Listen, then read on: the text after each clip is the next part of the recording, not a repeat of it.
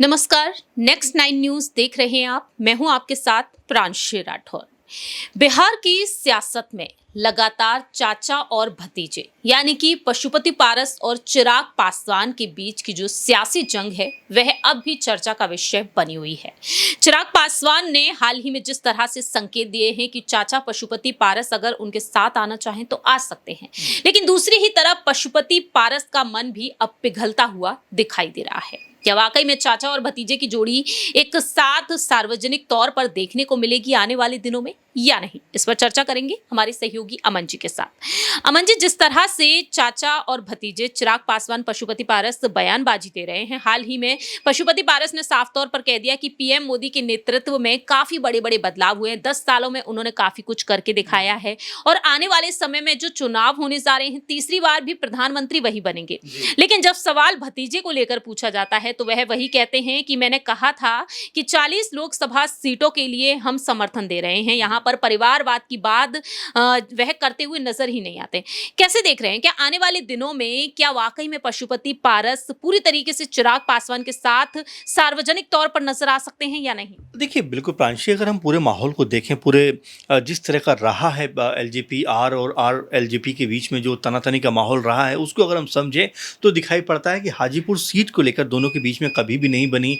BJP ने लाख कोशिश की कि भाई आप जो दोनों पार्टी लेकर चल रहे हो इसको एक कर लीजिए, क्योंकि परिवार का मामला है और एक साथ अगर चलेंगे तो ज़्यादा बेहतर होगा। लेकिन जो पशुपति पारस हैं किसी भी कीमत पे ये बात मानने को राज़ी नहीं थे कि मैं एक साथ आएँ और हाजीपुर की सीट जो है चिराग पासवान को दी जाए। वो कह रहे थे कि मैं यहाँ से चुनाव लड़ूंगा और तमाम तरह की बातें उन्होंने कही। लेकिन देखिए, जिस तरह बीजेपी ने चिराग पासवान को ज़्यादा तवज्जो दी, उनको 5 सीटें दे दी, पशुपति पारस को एक भी सीट नहीं दी। पशुपति पारस इतने नाराज़ हो जाते हैं कि तुरंत इस्तीफा दे देते हैं, प्रेस कॉन्फ्रेंस करते हैं। लेकिन वही पशुपति पारस हैं जो अब अपने सुर बदलते हुए नजर आते हैं। 40 से 40 सीटें बीजेपी के यानी कि जो एनडीए ग्रुप है उनको दिलाने की बात करते हुए नजर आते हैं। उन्हीं 40 में से 5 सीटें उनके भतीजे यानी जो चिराग पासवान है वो भी लड़ते हुए दिखाई पड़ रहे हैं। तो ये जो तनातनी का माहौल था वो अब नरम होता हुआ दिखाई पड़ रहा है। और देखिए, पशुपति पारस को ये बात अच्छे से पता है कि अगर वो एनडीए से नाराज होंगे तो उनको कुछ मिलेगा नहीं। जैसा देखने को सुनने को मिल भी रहा है कि पशुपति पारस को शायद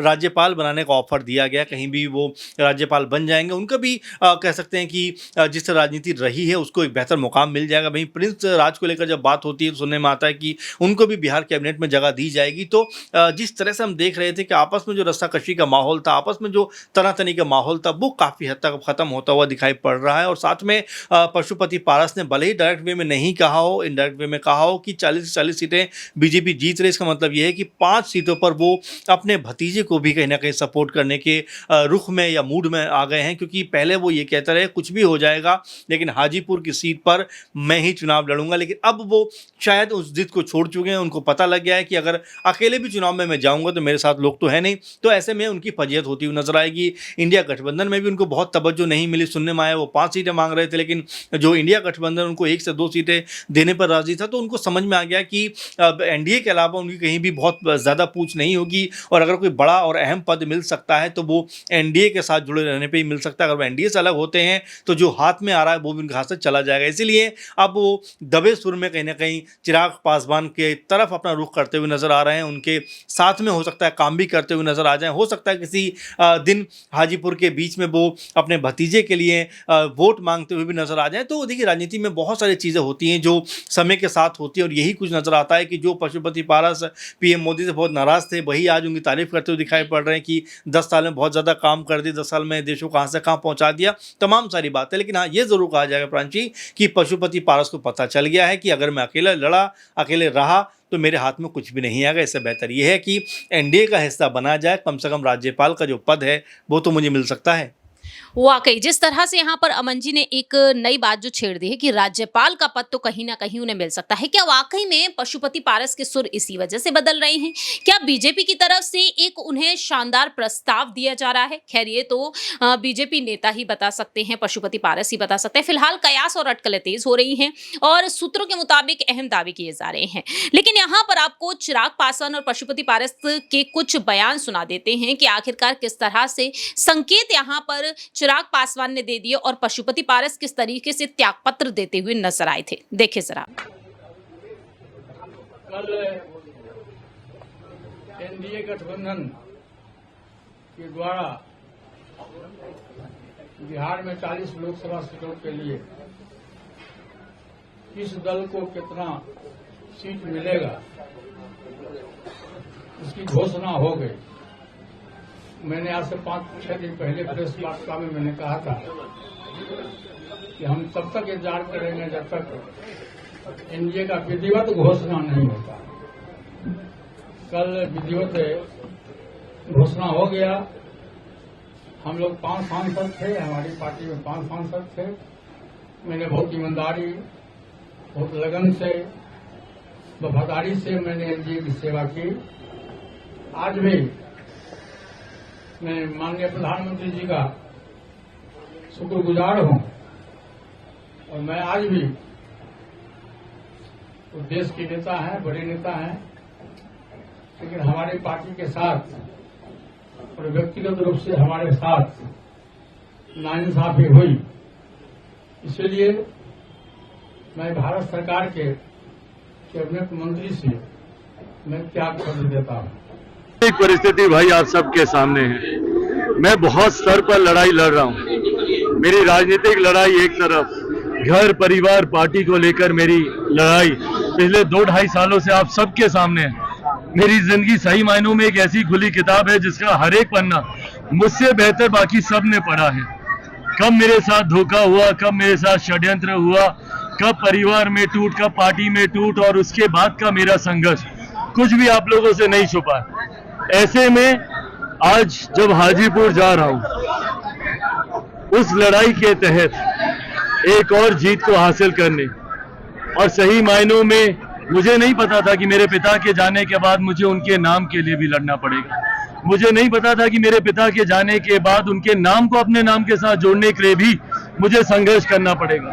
पर आज जब पार्टी को कहीं ना कहीं इस पड़ाव पर सफलता हासिल हुई है, उसको और मजबूत करने के लिए बड़ी जिम्मेदारी निभाने वहां जा रहा हूं। पर हाँ, जमुई के प्रति अपनी जिम्मेदारियों से आपने सुना कि बीते कई दिनों से ये बयान सुर्खियों में बने हुए हैं। आखिरी छोटा सा सवाल यहाँ पर अमन जी यही बनता है कि राज्यपाल के पद पर क्या वाकई में अब पशुपति पारस देखे जाएंगे? क्या अंदरूनी तौर पर अब यहाँ पर यही खिचड़ी पक रही है बीजेपी खेमे के साथ यहाँ पर पशुपति पारस की, इसी वजह से उनके सुर बदल चुके हैं? देखिए, जाहिर बात है कि बिना किसी लोभ के, बिना किसी लालच के इस तरह के सुर बदलना मुझे नहीं लगता कि इतनी जल्दी हो सकता है, क्योंकि यही पशुपति पारस से 4-5 दिन पहले आपने देखा कि जब जो सीटों का बंटवारा होता है बिहार के अंदर, 5 सीटें चिराग पासवान के खेमे में चली जाती हैं, बहुत नाराज़ हो जाते हैं, बोलते हैं कि मेरे पास बहुत विकल्प खुले हुए हैं और तमाम तरह की बातें कहते हुए नजर आते हैं। लेकिन जब 5 सीटें मिलने के बाद जो चिराग पासवान के पास में बीना देवी वापस आ जाती हैं, जो महबूब क्या हैं वो भी वापस आ जाते हैं, इसके अलावा देख रहे हैं कि प्रिंस राजीव वापस आने की बातें करते हैं, तो यहाँ पर समझ में आता है कि पशुपति पारस को भी कि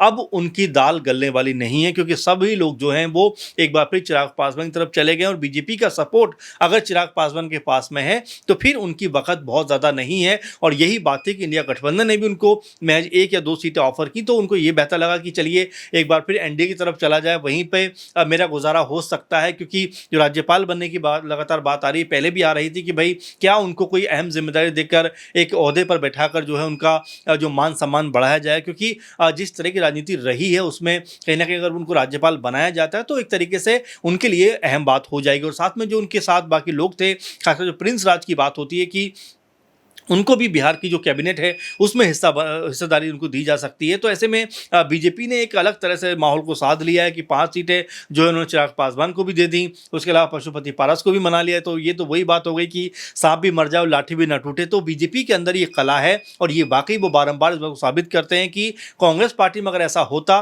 तो पूरी तरह बिगाड़ हो गया होता। आपने देखा कि संजय निरुपम को सीट नहीं मिलती है, अगले दिन वो पार्टी छोड़ देते हैं, किसी और को सीट नहीं मिलती है, अगले दिन पार्टी छोड़ देते हैं, गौरव वल्लभ भी चले जाते हैं, तमाम बड़े बड़े चेहरे कांग्रेस पार्टी के पास से हाल के दिनों में चले जाते हैं। लेकिन बीजेपी के अंदर अगर सीट नहीं भी मिली है तब भी वो लोगों को जोड़ना जानते हैं। और पशुपति पारस मेरे ख्याल से इनका सबसे बड़ा एग्जाम्पल है कि वो नाराज होने के बावजूद भी, इस्तीफा देने के बावजूद भी देखिए बीजेपी ने उनको किस तरह से मनाया, और अब जबकि वो मानते हुए नजर आ रहे हैं तो कहीं ना कहीं इनडायरेक्ट वे में ही सही अपने भतीजे का साथ देते हुए दिखाई पड़ रहे हैं। वाकई अब यही देखना होगा कि आने वाले दिनों में क्या पशुपति पारस किसी एक बड़े पद पर नजर आ सकते हैं या फिर नहीं। बीजेपी ने उनके लिए क्या कुछ सोच विचार कर रखा है, क्या कुछ नहीं, ये देखना काफी ज्यादा अहम होगा। चिराग पासवान की मेहरबानी क्या अब अपने चाचा पशुपति पारस पर नजर आएगी या नहीं, क्योंकि वह तो बार बार यही कहते हैं कि मेरे घर में आज भी मेरे घर के बड़े लोग फैसला लेते हैं। तो देखते हैं कि आने वाले दिनों में चाचा भतीजे एक दूसरे के साथ दिखाई देते हैं या नहीं। बहुत बहुत शुक्रिया अमन जी तमाम सवालों का जवाब देने के लिए। फिलहाल हमारे इस खास प्रोग्राम सियासी सच में इतना ही। बाकी की तमाम अपडेट्स के लिए आप देखते रहिए नेक्स्ट 9 न्यूज।